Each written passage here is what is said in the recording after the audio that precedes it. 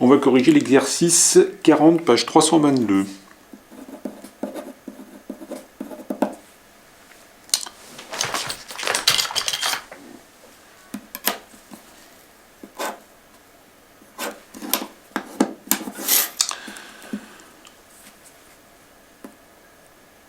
Alors, on lance un dé tétraédrique, numéroté de 1 à 4, et grand X, c'est la variable aléatoire qui associe à chaque lancé le double du nombre obtenu.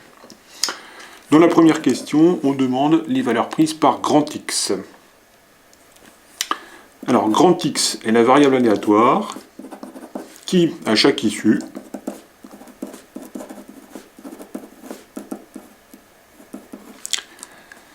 c'est-à-dire un résultat du dé,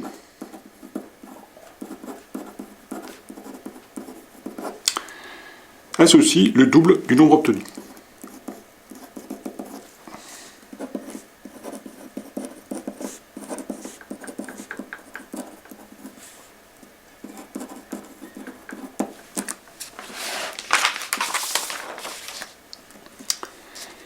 Les valeurs prises par grand X sont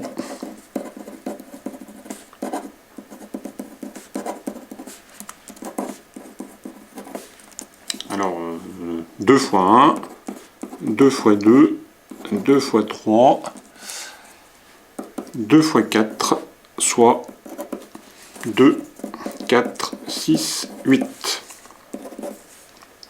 Deuxième question. On demande la loi de proba de grand X. Alors, une loi de proba, ça se présente sous la forme d'un tableau. Dans la première ligne, on met les valeurs prises par grand X, et dans la deuxième ligne, on met des probas correspondantes. Je vais commencer donc par les valeurs prises par grand X, que je vais noter XI.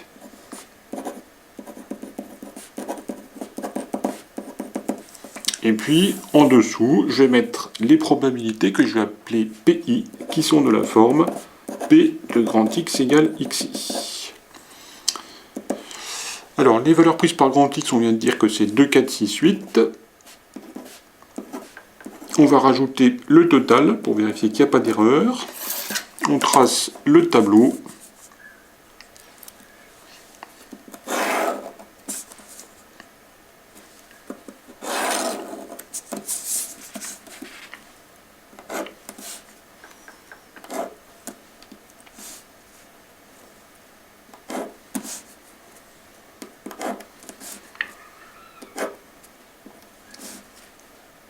Voilà. Alors, il faut mettre la proba que grand X soit égal à 2 pour commencer. Eh bien, c'est un quart. Il y a une chance sur 4 que la face du dé tombe sur 1. Donc, il y a une chance sur 4 que grand X prenne la valeur 2. Donc là, on a un quart. Bon, de même, la proba d'obtenir 4, c'est un quart. Et pour les autres, c'est pareil. Bon, on vérifie bien que le total des probabilités fait 1. 4 fois un quart, ça fait 1. Donc, c'est bon. Voilà, donc la question est terminée. Alors maintenant, on va corriger l'exercice 46, page 223.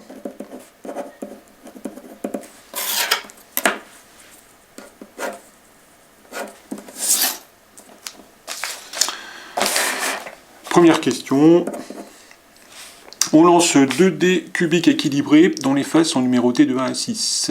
S représente la somme des 2 dés obtenus.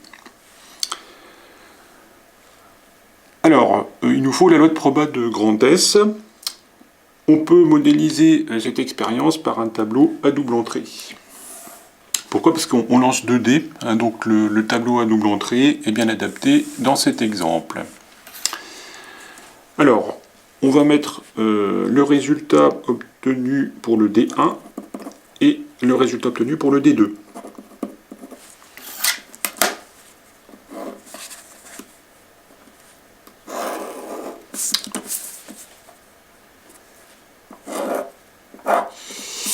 Alors, le D1, il prend les valeurs de 1 à 6, et le D2 aussi.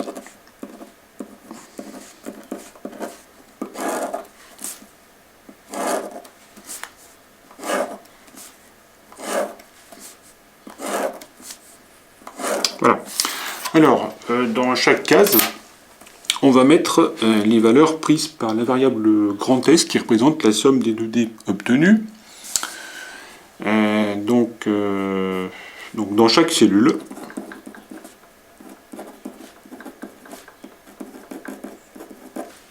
on écrit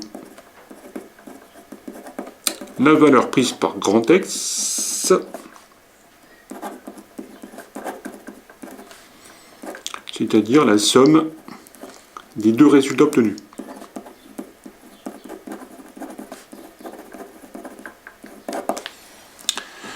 Donc ici 1 plus 1, 2, puis après bah, ça augmente de 1 à chaque fois. Donc 3, 4, 5, 6, 7. Là je pars de 2 et 1, 3, et j'augmente de 1 à chaque fois, donc 4, 5, 6, 7, 8. Là je pars de 4, 5, 6, 7, 8, 9. Là je pars de 5, 6, 7, 8, 9, 10. 6, 7, 8, 9, 10, 11. 7, 8, 9, 10, 11, 12. Alors, on a équiprobabilité en ce qui concerne les résultats des 2D.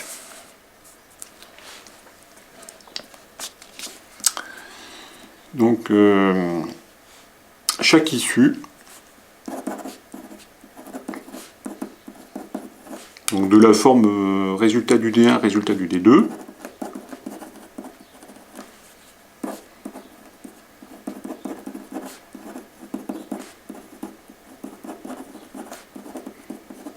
est équiprobable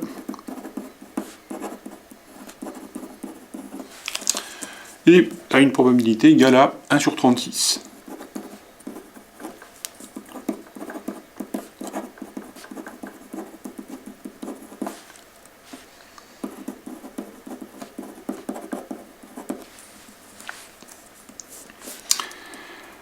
Alors, les valeurs prises par grand S, bah, c'est tous les entiers entre 2 et 12. Donc les valeurs prises par grand S sont les entiers entre 2 et 12. On va donc faire la loi de proba, puisque c'est ce qui est demandé. C'est un tableau à 2 lignes. Dans la première ligne, on met les valeurs prises par grand S, et dans la deuxième ligne, on met les probas correspondantes. Donc, valeurs prises par grand S, que je vais appeler XI, et puis en dessous, les probas correspondantes, donc je mets PI égale la proba que grand S soit égal à XI. On complète le tableau.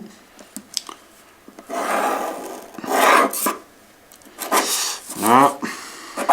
Donc là, on a 2, 3, 4, 5, 6, 7, 8, 9, 10, 11, 12 total. On met toujours le total pour vérifier qu'on ne s'est pas trompé, puisqu'il doit faire 1. Voilà, alors.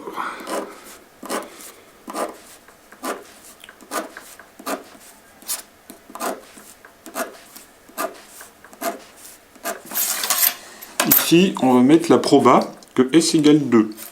Donc il faut que la somme des 2D soit égale à 2. Le 2, il apparaît une seule fois dans le tableau, ici. Donc sa proba, c'est 1 sur 36. Ensuite, il nous faut la proba que grand S soit égal à 3. Alors le 3, il apparaît 2 fois dans le tableau. Donc la proba, c'est 2 sur 36. Le 4, il apparaît 3 fois. Le 5 apparaît 4 fois. Le 6 apparaît 5 fois. Le 7 apparaît 6 fois.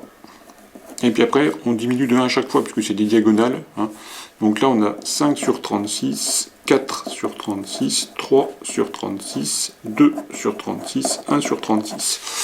Alors, il faut vérifier que le total fait 1. Donc 2 et 1, 3. Et 3, 6. Et 4, 10. Et 5, 15. Et 6, 21. Et 5, 26. Et 4, 30. Et 3, 33. Et 2, 35. Et 1, 36. On a bien 36 sur 36, 1. Et donc, on a la loi de proba. Voilà, on passe à la deuxième question.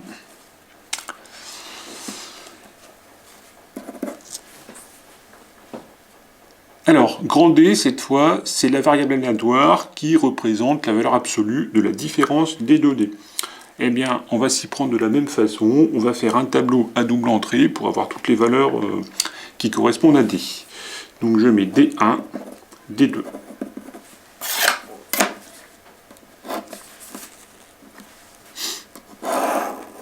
Donc les valeurs prises par le D1, c'est 1, 2, 3, 4, 5, 6. Par le D2, c'est 1, 2, 3, 4, 5, 6. Voilà. Alors, donc D représente la valeur absolue de la différence des 2D.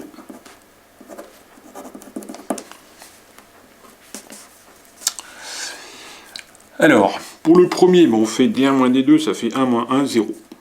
Ensuite, là je fais 2 moins 1, ça fait 1, 3 moins 1, ça fait 2, puis on va de 1 en 1. Donc après j'aurai 3, 4, 5. Ensuite, ici, j'aurai 1 moins 2, ça fait moins 1. Mais D, ça représente la valeur absolue de la différence. Donc je prends valeur absolue de moins 1, et valeur absolue de moins 1, c'est 1. Donc ça nous fait 1. Après, j'aurai 2 moins 2, 0. 3 moins 2, 1. Puis après, on va de 1 en 1. Ensuite, je fais 1 moins 3. 1 moins 3, ça fait moins 2. Mais je prends la valeur absolue. La valeur absolue de moins 2, c'est 2. Là, j'aurai 2 moins 3, ça fait moins 1. Je prends la valeur absolue, ça fait 1. 3 moins 3, 0. Puis après, 4 moins 3, 1. Puis je vais de 1 en 1. Alors, 1 moins 4, ça fait moins 3. Donc la valeur absolue, c'est 3. 2 moins 4, ça fait moins 2. La valeur absolue, c'est 2. Bon, etc. Je vais avoir 3, 2, 1, 4 moins 4, 0. Puis après, 5 moins 4, 1. 6 moins 4, 2. Là, je pars de 1 moins 5, ça fait moins 4. La valeur absolue, c'est 4. Puis après, bon, ça va de 1 en 1. Donc 4, 3, 2, 1, 0. Puis après, 1. Après, 1 moins 6, ça fait moins 5. La valeur absolue, c'est 5. Je diminue de 1. Donc 4, 3, 2, 1, 0. Voilà. Alors, il me faut la loi de probabilité. Donc la loi de probabilité, pour la déterminer, il me faut les valeurs prises par grand D. Donc les valeurs prises par grand D sont, il suffit de regarder le tableau, c'est tous les entiers de 0 à 5. Les entiers entre 0 et 5. Alors, on fait la loi de proba. Donc c'est un tableau où il y a deux lignes. Dans la première ligne, on met les valeurs prises par grand D. Et dans la deuxième ligne, on met les probas correspondantes. Donc, valeurs prises par grand D, que je vais appeler XI. Et en dessous, je mets les probabilités PI de la forme P de D égale XI. Alors, les valeurs, c'est 0, 1, 2, 3, 4, 5. On rajoute le total pour vérifier.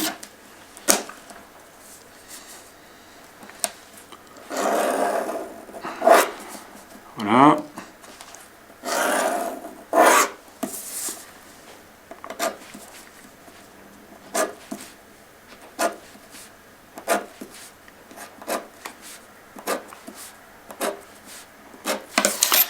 Alors, chaque cellule du tableau est équiprobable par rapport aux autres. Donc chaque cellule de ce tableau-là a une proba égale à 1 sur 36.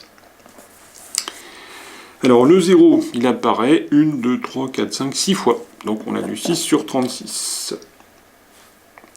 Ensuite le 1, il apparaît 1, 2, 3, 4, 5, 6, 7, 8, 9, 10 fois. Le 2, il apparaît 1, 2, 3, 4, 5, 6, 7, 8 fois. Le 3, 1, 2, 3, 4, 5, 6, donc 6 fois. Le 4, 1, 2, 3, 4, donc 4 fois. Le 5, il apparaît 2 fois. Alors, il faut vérifier que le total fait 1. Donc 6 et 10, 16, et 8, 24, et 6, 30, et 4, 34, et 2, 36. 36 sur 36, ça fait 1. Donc la loi de proba est juste.